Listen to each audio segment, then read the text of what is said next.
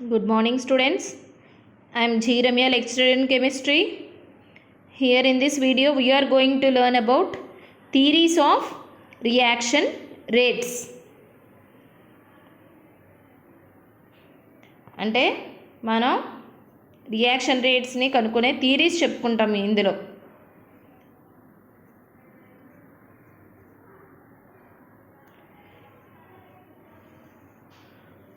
చూడండి, theories of reaction rates. 2 theories చెప్పుకున్నాం. ఫస్ట్ది కొలిజన్ థియరీ, ఇంకొకటి ట్రాన్సిషన్ స్టేట్ థియరీ. ఫస్ట్ది కొలిజన్ సిద్ధాంతం, రెండోది పరివర్తన స్థితి సిద్ధాంతం. First collision theory.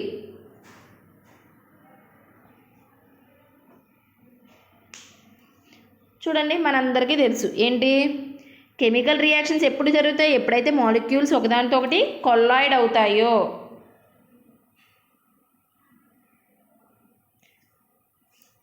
ఎప్పుడు జరుగుతాయి కెమికల్ రియాక్షన్స్?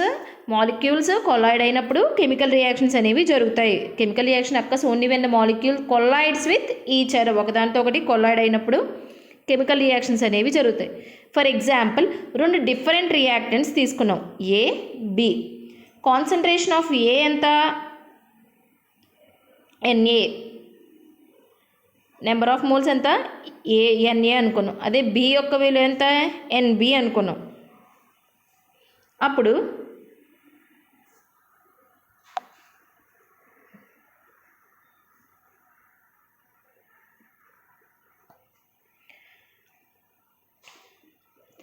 మనం ఏమనుకుంటాం? నెంబర్ ఆఫ్ కొలిజన్స్ అనేవి వాటి యొక్క కాన్సన్ట్రేషన్కి డైరెక్ట్లీ ప్రపోర్షనల్ అనుకుంటాం. Number of collisions is directly proportional to their concentration. For example చూడండి అమ్మా, ఏ అండ్ బి అనే 2 క్రియాజనకాలు తీసుకుంటాం.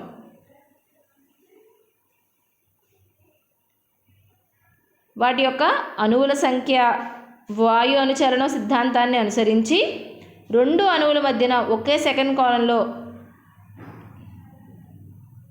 1 క్యూబిక్ సెంటీమీటర్ పరిమాణంలో జరిగే అభిగతాల సంఖ్యను ఈ కింది విధంగా తెలుపుతాం. ఎలాగా? Z = V × NA × NB. మనం ఏం చెప్పుకున్నాం? 2 డిఫరెంట్ రియాక్టెంట్స్ తీసుకున్నాం. ఏ యొక్క కాన్సన్ట్రేషన్ NA అనుకున్నాం, బి యొక్క కాన్సన్ట్రేషన్ NB అనుకుందాం. నెంబర్ ఆఫ్ కొలిజన్స్ అనేవి వాటి యొక్క కాన్సన్ట్రేషన్కి డైరెక్ట్లీ ప్రపోర్షనల్ అనుకుంటాం. Z అంటే నెంబర్ ఆఫ్ కొలిజన్స్ ఇంకో. అప్పుడు ఏమవుతుంది equation? Z = V × NA × NB. Z' = V × NA × NB. V అంటే కాన్స్టెంట్ అమ్మ, NA అంటే number of moles per unit volume of A, NB అంటే number of moles per unit volume of B అనే రియాక్టెంట్ది. Z' అంటే ఏంటి? Z' అంటే అభిగతాల సంఖ్య, నెంబర్ ఆఫ్ కొలిజన్స్. V అంటే వేగ స్థిరాంకం, కాన్స్టెంట్. NA NB అంటే అణువుల సంఖ్య. ఓకే, అప్పుడు మనం ఏం రాసుకోవచ్చు? ప్రతి కొలిజన్ ఒక కెమికల్ రియాక్షన్కి దారితీస్తుంది అనుకో. ప్రతి కొలిజను ఒక కెమికల్ రియాక్షన్కి దారితీస్తుంది. అప్పుడు మనం ఏం రాసుకోవచ్చు? రేట్ కాన్స్టెంట్ కేని ఎలా వస్తుంది? Number of collisions by product of concentration. ప్రతి కొలిజన్ జరిగితే ఒక రియాక్షన్, ప్రతి కొలిజన్ అవ్వడం వల్ల ఒక రియాక్షన్ జరుగుతుంది. అప్పుడు మన రేట్ కాన్స్టెంట్ కేని ఏం రాసుకోవచ్చు? ఎలా వస్తుంది మనకి? K number of collisions Z by product యొక్క కాన్సన్ట్రేషన్ రాసుకుంటే మనకి రేట్ కాన్స్టెంట్ తెలుస్తుంది. K = Z' by NA × NB = V. నాకు K విలువ ఎప్పుడు తెలుస్తుంది? Number of collisions by concentration చేస్తే నాకు K విలువ తెలుస్తుంది. K = Z' by NA × NB = V అంటే కాన్స్టెంట్.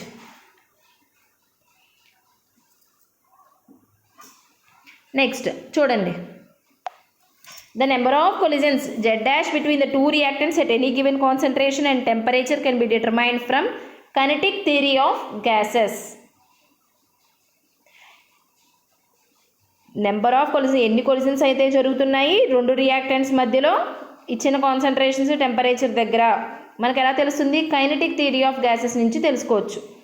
ఏదైనా రెండు క్రియాజనకాలు తీసుకుంటాం, వాటి మధ్య ఏర్పడే అభిగతాల సంఖ్య, వేరువేరు గాఢతలు మరియు వేరువేరు ఉష్ణోగ్రతల వద్ద వాయువు గతిజ శక్తి సిద్ధాంతాన్ని బట్టి రాయవచ్చు. మరి కైనెటిక్ థియరీ ఆఫ్ గ్యాసెస్ అని అంటున్నాం కదా. మరి మనకి పైన కే వాల్యూ వచ్చింది చూసారా, ఇది చాలా ఎక్కువగా ఉంటుంది కంపేర్ టు ఎక్స్పెరిమెంటల్ వాల్యూ. మనకు పైన కే వాల్యూ ఏదైతే వచ్చిందో అది మనం ఎక్స్పెరిమెంటల్గా ప్రూవ్ చేసిన దానికన్నా చాలా ఎక్కువగా ఉంటుందంట. అంటే దీన్ని బట్టి మనకు ఏమర్థమవుతుంది? ప్రతి కొలిజన్ రియాక్షన్కి దారి తీయడం లేదు అని తెలుస్తుంది. ప్రతి కొలిజన్ వల్ల రియాక్షన్ అనేది జరగట్లేదు.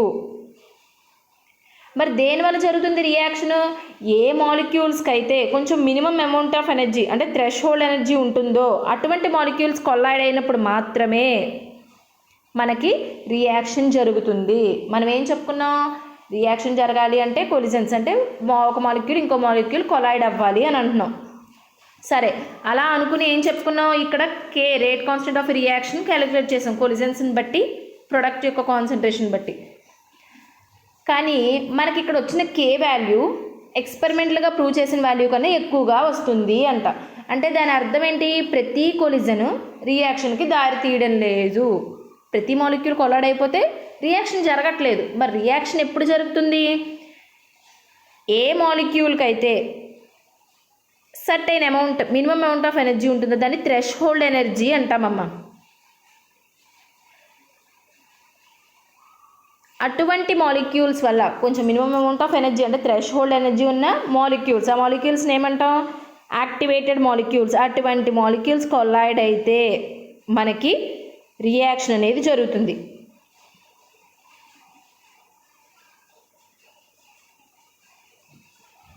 మాలిక్యూల్స్కి వేటికైతే మినిమం అమౌంట్ ఆఫ్ ఎనర్జీ అంటే థ్రెష్ హోల్డ్ ఎనర్జీ ఉంటుందో అటువంటి మాలిక్యూల్స్ని యాక్టివేటెడ్ మాలిక్యూల్స్ అంటాం. మరి ఈ minimum amount of energy thresh hold energy ఉన్న మాలిక్యూల్కి అలాగే మాలిక్యూల్కి ఉండే యావరేజ్కి ఈ రెండింటి మధ్యన డిఫరెన్స్ని యాక్టివేషన్ ఎనర్జీ అనుకుంటాం. ఇక్కడ మనం 3 నేర్చుకుంటున్నామమ్మా. ఏంటి? ప్రతి కొలిజన్ రియాక్షన్కి దారి తీయడం లేదు. మరి దేనివల్ల రియాక్షన్ జరుగుతుంది అంటే ఒకవేళ రియాక్టెంట్ మాలిక్యూల్ కనుక మినిమం అమౌంట్ ఆఫ్ ఎనర్జీ అంటే థ్రెష్ హోల్డ్ ఎనర్జీ ఉంటే ఆ మాలిక్యూల్ని యాక్టివేటెడ్ మాలిక్యూల్ అంటాం.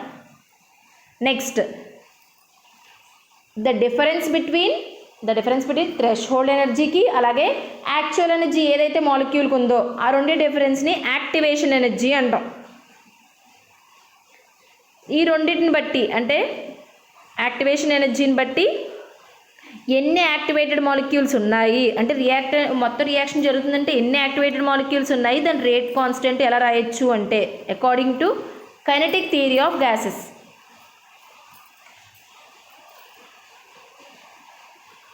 ఆయన ఒక ఈక్వేషన్ చెప్పారు. ఏంటి? ఫర్ ఎగ్జాంపుల్ ఎన్ అనే మాలిక్యూల్స్ ఉన్నాయి per cubic centimetre of the reactant HI అనుకుందాం. అప్పుడు ఏం జరుగుతుంది? The total number of colliding molecules per second. ఎన్ని మాలిక్యూల్స్ అయితే కొలాయిడ్ అవుతున్నాయో దాన్ని ఒక ఈక్వేషన్ రూపంలో చెప్పారు. అదేంటి?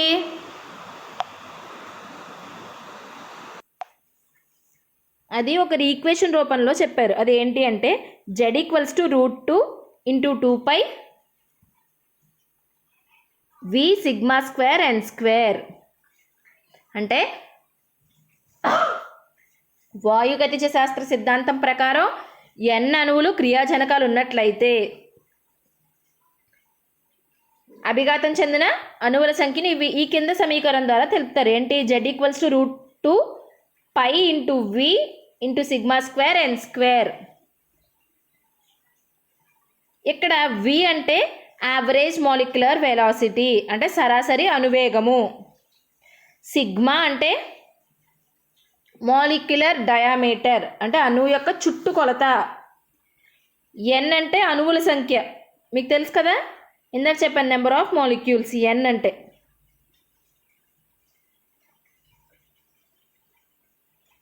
ఓకే, మనం ఇప్పుడు ఏమనుకున్నాం, v is related to root mean square velocity mu. మనకేం తెలుసు, సిన్స్ v అంటే ఏంటి, యావరేజ్ మాలిక్యులర్ వెలాసిటీ అంటే దాని వాల్యూ ఎలా రాస్తాం, v equals to 0.9213 mu. v అంటే సరాసరి అనువేగం, రూట్ మీన్ స్క్వేర్ వెలాసిటీ అంటే ఎంత, v ఈక్వల్స్ టు 0.9123 మ్యూ. ఇది అలాగే మనకి మ్యూ వాల్యూ కూడా తెలుసు, ఏంటది, మ్యూ వాల్యూ ఏంటి, మ్యూ ఈక్వల్స్ టు √3RT/m. ఇక్కడ ఏం చెప్తున్నారమ్మా, కైనెటిక్ థియరీ ఆఫ్ గ్యాసెస్ని బట్టి for example n number of molecules ఉంటే, ఒక రియాక్టర్ని n నెంబర్ ఆఫ్ మాలిక్యూల్స్ ఉంటే, n అయితే నెంబర్ ఆఫ్ కొలాయిడింగ్ మాలిక్యూల్స్ జెడ్తో నిరూపిస్తాం. ఎలాగ, z equals to √2 × πv σ² n² అన్నారు. v వాల్యూ చెప్పారు ఏంటి, 0.9213 మ్యూ. అలాగే మ్యూ వాల్యూ కూడా తెలుసు, ఏంటి, mu equals to √3RT/m. m అంటే మాలిక్యులర్ వెయిట్ అని అర్థం. మనం ఏ గ్యాస్ తీసుకుంటున్నా దాని యొక్క మాలిక్యులర్ వెయిట్. T అంటే temperature of the reaction at absolute scale. T అంటే temperature of the reaction at absolute scale, పరమోష్ణోగ్రత అనుకుందాం. ఇప్పుడు నేనేం చేస్తాను, మ్యూ వాల్యూని ఒకసారి చూడండి. ఇప్పుడు నేను ఏం చేస్తున్నానంటే మ్యూ వాల్యూని, ఇక్కడ మ్యూ వాల్యూ ఉంది కదా √3R2/m, దాన్ని ఈ ఈక్వేషన్లో సబ్స్టిట్యూట్ చేస్తున్నాను. అప్పుడు నాకు ఈక్వేషన్ ఏమొస్తుంది, v ఈక్వల్స్ టు, ఇది చూడండి, v equals to 0.9213 × √3RT/m. Okay, ఇప్పుడు నాకు v వాల్యూ వచ్చింది. ఈ ఈక్వేషన్ బట్టి నాకు ఏమైంది, ఈ ఈక్వేషన్ బట్టి నాకు v వాల్యూ అనేది వచ్చింది. ఇప్పుడు ఈ v వాల్యూని నేను ఈ ఈక్వేషన్లో సబ్స్టిట్యూట్ చేసుకుంటున్నాను. v వాల్యూని z equal to √2πv σ² n² ఉంది కదా, ఆ ఈక్వేషన్లో సబ్స్టిట్యూట్ చేసుకుంటాను. అప్పుడు ఏమవుతుంది, z equal to 0.9213, v value పెడుతున్నాను ఇక్కడ, √3RT/m. అమ్మ మీకు అర్థమవుతుంది కదా, ఒకసారి నేను v వాల్యూని ఈ ఈక్వేషన్లో సబ్స్టిట్యూట్ చేస్తున్నాను. ముందు v వాల్యూని తీసుకొచ్చేసి పెడుతున్నాను. చూడండి, z ఈక్వల్స్ టు, ఇదంతా v value, z equals to 0.9213 √3RT/m రాసిన తర్వాత మిగతా టర్మ్స్ పక్కకు రాశాను అంతే. చూడండి, √2π σ² n². Okay, for example q అనే ఫ్రాక్షన్, z మాలిక్యూల్స్ q అనే ఫ్రాక్షన్ మాత్రమే యాక్టివేటెడ్ స్టేట్లో ఉంటే,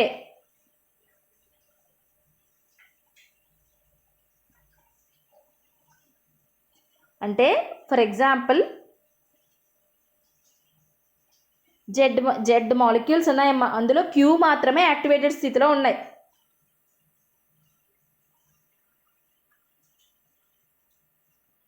అంటే ఏంటి, క్యూ ఫ్రాక్షన్కి మాత్రమే థ్రెషోల్డ్ ఎనర్జీ ఉంది. అప్పుడు కే ఎలా రాసుకోవచ్చు విలువ, కే ఈక్వల్స్ టు ZQ.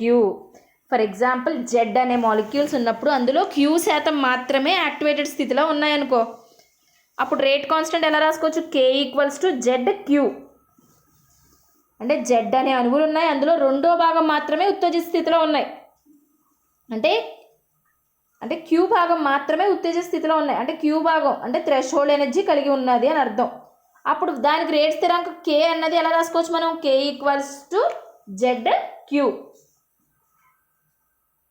ఇప్పుడు వినండి, according to Maxwell distribution law of molecular velocity, according to Maxwell's distribution law of molecular velocity అంటే మ్యాక్స్వెల్స్ వితరణ నియమం ప్రకారం ఏం చెప్పారు,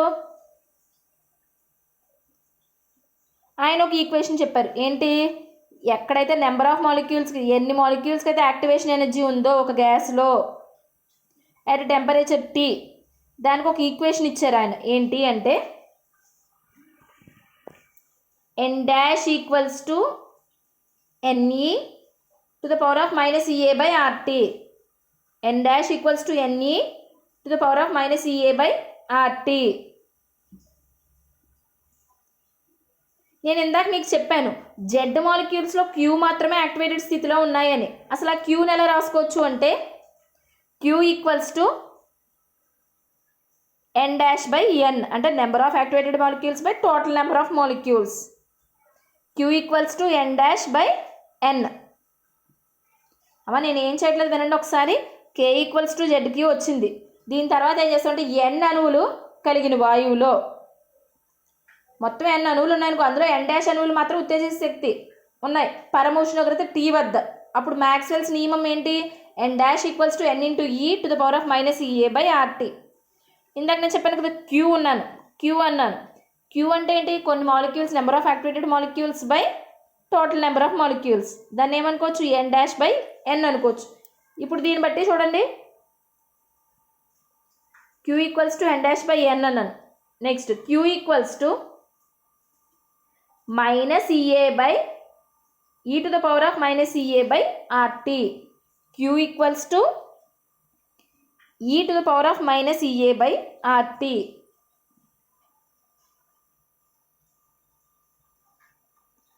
ఈ ఈక్వేషన్ ఎలా ఉంది? ఇందాక నేను చెప్పిన ఈక్వేషన్ విధంగానే ఉంది కదా. ఎలాగ ఇందాక ప్రీవియస్ ఈక్వేషన్ ఒకటి చెప్పుకున్నాం. ఏంటి? Q equals to E to the power of minus EA by RT. దీన్ని ఎలా రాసుకోవచ్చు? K equal to Z into E to the power of minus EA by RT. ఇది అరేనియస్ ఈక్వేషన్కి సిమిలర్గా ఉంది. అక్కడ ఏం చేసాం? ఇక్కడ K equals to A into E activation energy క్యాలిక్యులేషన్లో చెప్పుకున్నాం. K equals to A into E to the power of minus EA by RT. కానీ ఇక్కడేముంది? K equals to Z into E to the power of minus EA by RT. కాబట్టి ఏ అన్నా Z అన్నా ఒక్కటే, ఈ రెండు ఈక్వేషన్స్ ఒక్కటే. జెడ్ ఏమిస్తుంది? నెంబర్ ఆఫ్ మాలిక్యూల్స్, ఎందులో అయితే ఎన్ని మాలిక్యూల్స్ అయితే కొల్లాయిడ్ అవుతున్నాయో ఆ విలువ జెడ్ చెప్తుంది. ఏ అన్నా ఒకటే, జెడ్ అన్నా ఒకటే. థియరీస్ ఆఫ్ రియాక్షన్ రేట్ అంటే ఫస్ట్ కొలిజన్ థియరీ చెప్పుకున్నాం.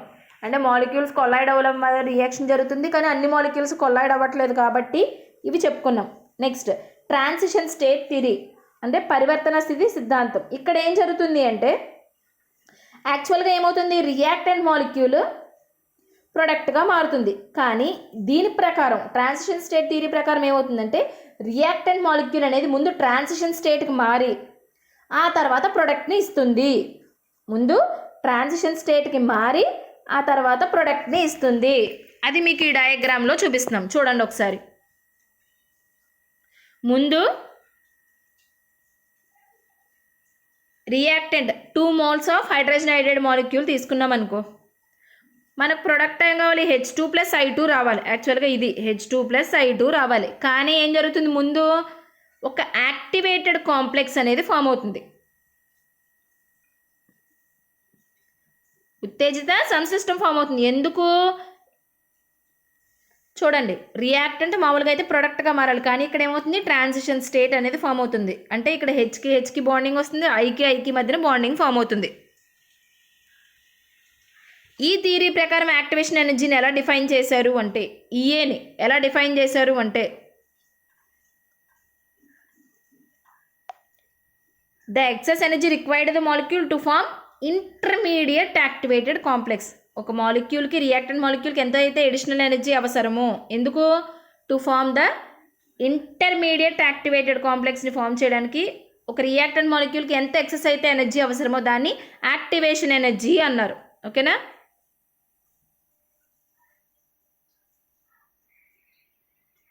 పరివర్తన స్థితి సిద్ధాంతం ఏం చెప్తుందమ్మా? రియాక్టెంట్ డైరెక్ట్గా ప్రొడక్ట్గా మారకుండా ముందు యాక్టివేటెడ్ కాంప్లెక్స్ ఫామ్ చేస్తుంది, ఇంటర్మీడియట్ యాక్టివేటెడ్ కాంప్లెక్స్ ఫామ్ చేస్తుంది.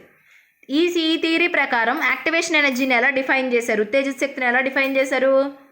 ఎంత అయితే ఎనర్జీకి ఒక మాలిక్యూల్కి అవసరం ఇంటర్మీడియట్ కాంప్లెక్స్ ఫామ్ చేయడానికి, ఇంటర్మీడియట్ యాక్టివేటెడ్ కాంప్లెక్స్ని ఫామ్ చేయడానికి ఒక రియాక్టెంట్ మాలిక్యూల్కి ఎంత అయితే ఎనర్జీ అవసరం అవుతుందో దాన్ని యాక్టివేషన్ ఎనర్జీ అన్నారు. కింద గ్రాఫ్లో అదే చూపించారు చూడండి. ఫస్ట్ రియాక్టెంట్, దీని యొక్క ఫస్ట్ రియాక్టెంట్ చూపించారు, రియాక్టెంట్ యొక్క ఎనర్జీని ఒక యాక్సిస్ మీద ప్లాట్ చేసాం, రియాక్షన్ పాత్వే చెప్పాం. ఫస్ట్ రియాక్షన్ మొదలైనప్పుడు అది ఇంటర్మీడియట్ స్టేట్ని ఫామ్ చేసి చివరికి ప్రొడక్ట్ని మనం ఫామ్ చేస్తుంది. ఆ ఎనర్జీ చేంజెస్ని ఈ గ్రాఫికల్ రిప్రజెంటేషన్లో చూపించాం. నెక్స్ట్, ఒకవేళ ప్రొడక్ట్కి ఎక్కువ ఎనర్జీ ఉంటే, రియాక్టెంట్ కన్నా ఎక్కువ ఎనర్జీ ఉందనుకో, ఆ రియాక్షన్ ఎండోథర్మిక్ అంటే హీట్ని అబ్జర్వ్ చేసుకుంది అని అర్థం.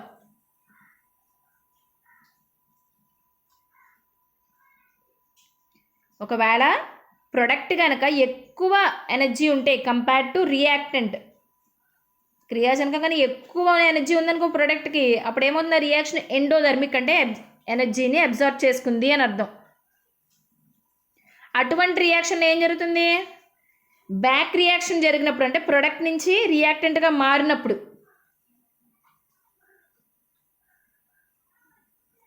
యాక్టివేషన్ ఎనర్జీ ఏమవుతుంది, తక్కువగా ఉంటుంది. అంటే యాక్టివేటెడ్ కాంప్లెక్స్కి ఫామ్ చేయడానికి. ఓకేనా? This is about the theory of reaction rates. Thank you.